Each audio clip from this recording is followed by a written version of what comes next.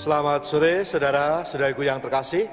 Dimanapun Anda berada, kita bersama-sama menyatukan hati untuk merayakan Ekaristi pada hari Minggu Advent ketiga, yang juga sering disebut sebagai Minggu Gaudete. Maka kita akan menyalakan juga lilin Advent kita yang ketiga.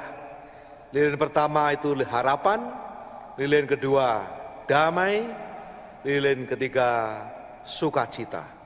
Maka mari kita berdoa untuk kita semua dengan menyalakan lilin Advent yang ketiga. Ya Bapa, semoga terang lilin Advent ketiga ini menjadi lambang dari kasih-Mu yang akan diwujudkan melalui kelahiran Yesus Kristus, Juru Selamat kami. Semoga Roh Kudus juga menerangi hati kami masing-masing dalam mempersiapkan diri menyambut kedatangan Sang Putera dengan sukacita. Amin. Amin. Marilah berdoa.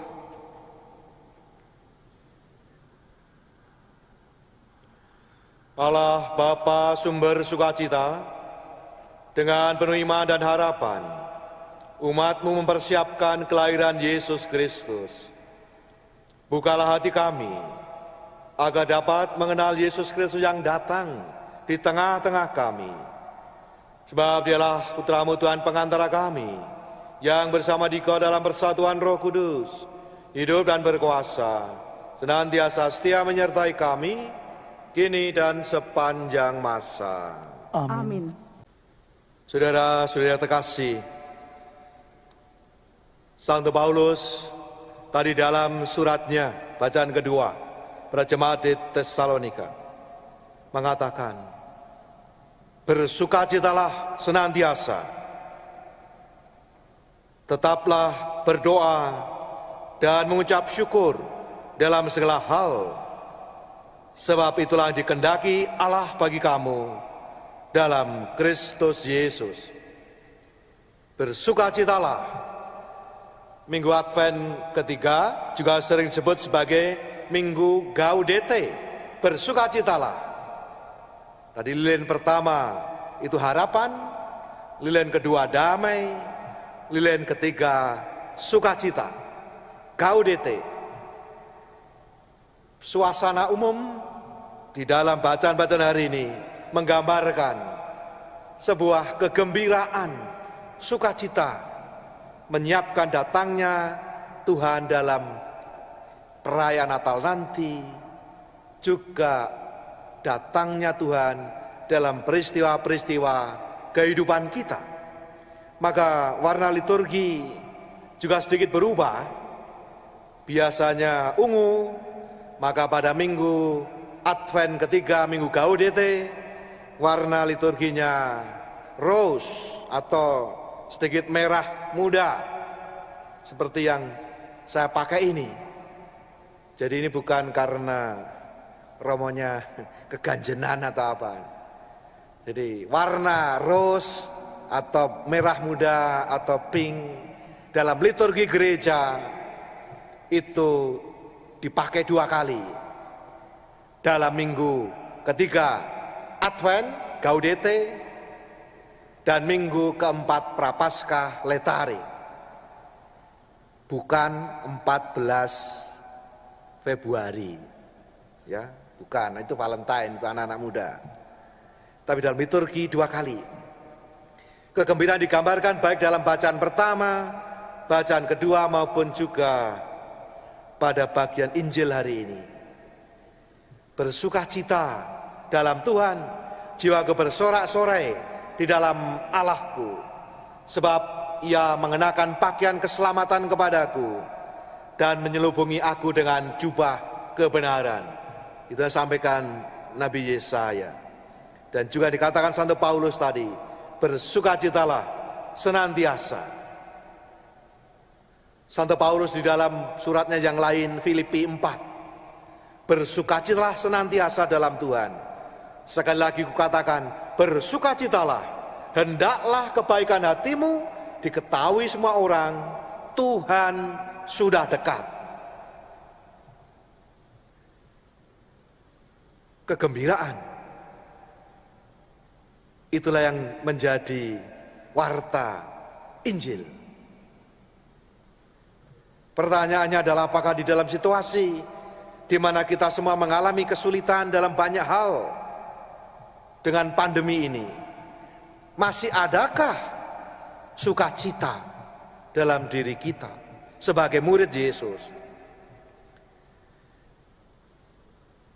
Kegembiraan, sukacita menjadi salah satu tema sentral dalam berbagai macam tulisan-tulisan Bapa Suci Fransiskus. Bahkan beliau saat dilantik sebagai paus, kata pertama yang dia katakan adalah sukacita. Maka kalau kita melihat setidaknya dalam 3 dokumen, 3 tulisan penting, mengingatkan kembali kepada kita semua sebagai umat Kristiani, tidak kehilangan identitas, ciri dasar seorang murid Yesus, yaitu sukacita. Dalam Evangelii Gaudium, sukacita Injil, itulah panggilan kemuridan. Kita mengikuti Yesus dalam kegembiraan.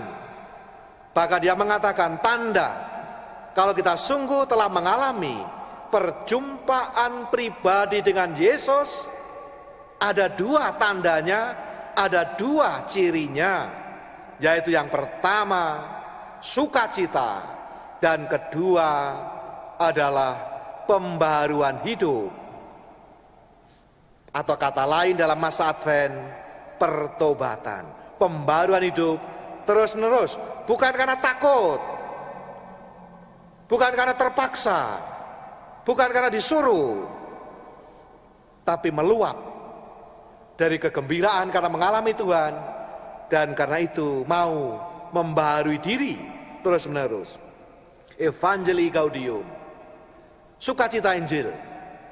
Injil sendiri berarti adalah kabar baik, kabar gembira. Maka Paus sampai mengatakan bagaimana mungkin kita mewartakan Injil yang adalah kabar gembira kalau kita sendiri tidak mengalami sukacita dalam hidup ini. Bukan karena semua hal berjalan dengan lancar, tidak ada masalah. Tetapi pertama-tama sukacita seorang Kristiani adalah karena mengalami perjumpaan pribadi dengan Yesus yang beri makna, juga kalau hidup ini seringkali tidak mudah. Maka Paulus mengingatkan, ada loh orang Kristiani, murid Yesus yang lupa rasanya gembira, lupa bahagia. Kita sendiri seringkali mempersulit diri kita dengan membuat 1001 list, checklist. Kalau 1001 ini terpenuhi, baru bahagia. Itu keliru. Sukacita sejati dalam Tuhan mengalir dari kedalaman batin kita. Kalau kita mengalami perjumpaan pribadi dengan Yesus, dengan Allah Immanuel, Allah beserta kita, yang secara liturgis nanti kita rayakan bersama dalam peristiwa Natal. Jadi ada, kalau orang Kristiani, maka Paulus mengatakan, kalau ada orang Kristiani yang demikian itu, ada orang Kristiani yang lupa bergembira, lupa bahagia. Hidup ini serasa masa prapaskah berkepanjangan, tidak pernah menyanyikan haleluya. Yang ada kidung ratapan terus menerus. Maka kalau begitu, kita harus mawas diri. Jangan-jangan kita salah kamar ini, salah jalan Anda salah kamar ikut Yesus. Atau Anda sudah benar di jalan ini, tapi Anda belum mengalami perjumpaan pribadi dengan Yesus, atau Anda salah dalam menghayatinya. Maka inilah saat di mana kita membuka diri kita supaya Tuhan sungguh boleh masuk ke dalam hati kita, hidup kita, dan itu yang menjadi sumber kegembiraan kita dalam hidup. Yang kedua, Paus Fransiskus juga dalam dokumen tentang Exsultate et Gaudete, sukacita lagi. Diambil dari khotbah di bukit, sabda bahagia. Bersukacitalah dan berbahagialah, sebab besarlah upahmu di surga. Itu panggilan kekudusan. Kalau tadi panggilan kemuritan, yang kedua adalah panggilan kekudusan. Kita diajak menghayati, dan ini panggilan setiap murid Yesus menuju kesempurnaan kasih.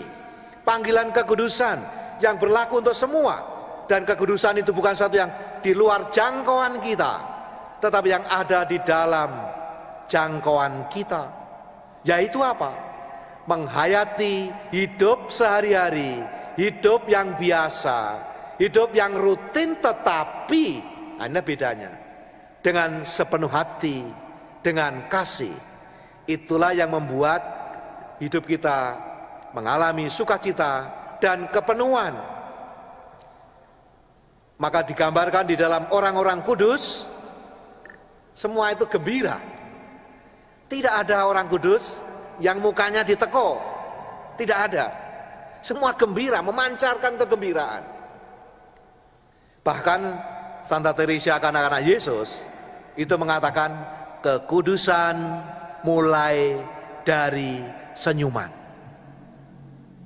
Itu menggambarkan bahwa menjadi orang kudus, kesempurnaan kasih itu sungguh ekspresi kegembiraan. Dan yang ketiga, itu panggilan kekudusan umum, semua orang Kristiani. Dan ketiga itu panggilan khusus hidup berkeluarga, amoris laetitia, sukacita kasih.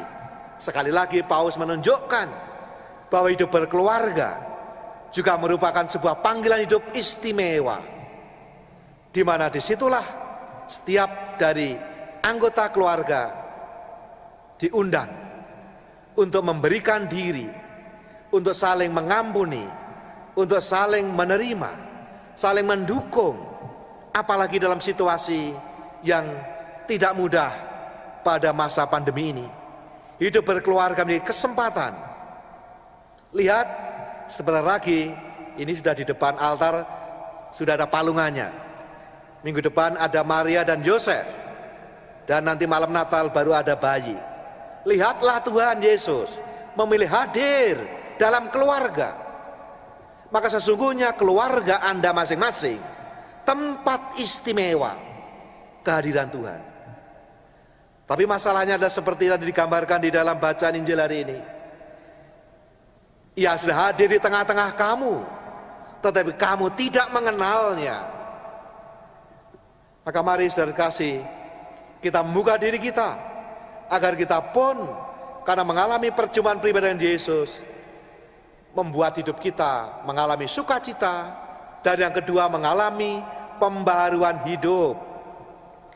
Maka minggu-minggu hari-hari ini, ke depan ini kan biasanya di paroki-paroki juga akan diadakan penerimaan sakramen tobat, di mana kita diajak untuk bertobat, berbenah diri, untuk berubah dan berbuah. Itulah baptisan pertobatan. Bertobat berarti berbenah diri, berubah untuk berbuah. Dikatakan tadi, jauhkanlah dirimu dari segala kejahatan, dan semoga roh, jiwa, tubuhmu terpelihara sempurna dengan tak bercacat pada kedatangan Tuhan. Dan kalau itu kita alami, damai sejahtera Allah akan menguduskan kamu dalam segalanya. Maka saudara-saudara kasih, mari kita mempersiapkan hati kita. Kita membuka hati kita, membiarkan Tuhan Yesus masuk dalam hatiku, masuk dalam keluargaku, yang menjadi sumber kekuatan. Mari mengenali kehadirannya, supaya kita tidak menjadi seperti orang-orang sejaman Yesus yang menolak dia karena tidak mengenalnya. Dan ingat narasi di dalam Injil, ia lahir di Bethlehem, di palungan, karena tidak ada tempat baginya. Semoga dalam masa Advent yang tersisa ini, kita sungguh membuka hati kita membiarkan Tuhan masuk dalam hidup kita, termasuk juga beri daya yang membaharui hidup kita, yang memberikan pada kita semua sukacita. Bukan karena semuanya mudah dan gampang dan enak, tapi karena kita yakin bahwa Tuhan selalu hadir dalam hidup kita. Seperti kata-kata Paus Fransiskus, Advent menemukan pengharapan kita, sebuah harapan yang tak pernah mengecewakan.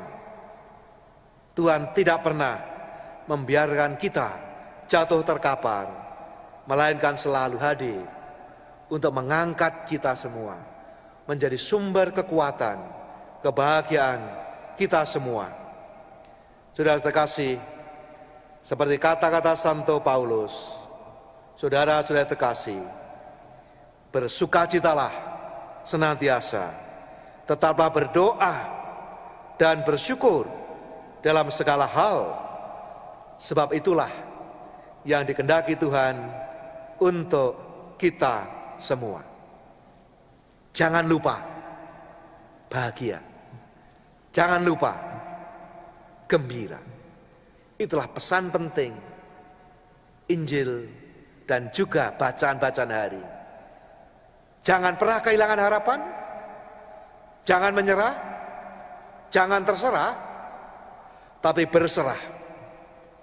Dengan cara itu kita boleh menyambut kehadiran Tuhan dengan sukacita.